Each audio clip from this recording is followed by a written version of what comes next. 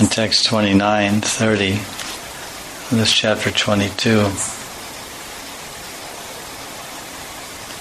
describes how Vamanadeva actually wanted to test his devotee Bali Maharaj to see how attached he was, whether he was more attached to material sense gratification or serving the Lord. When Bali Maharaj passed the severe test that Krishna put before him, and this is further proof of the mercy he gave him, of how much mercy the Lord showed to his devotee. Sometimes Krishna subjects his devotee to severe tests that are almost unbearable. One could hardly even live under the conditions which Vamanadeva forced upon Bali Maharaj. Bali Maharaj endured all these severe tests and austerities. That is proof of the mercy of Krishna.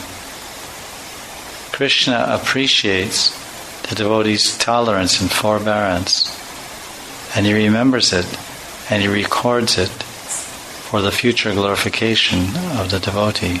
Krishna not only tested Bali, but also gave him the strength to tolerate such adversity.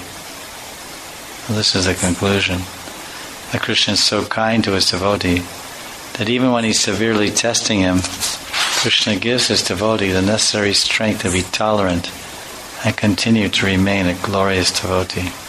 His devotee.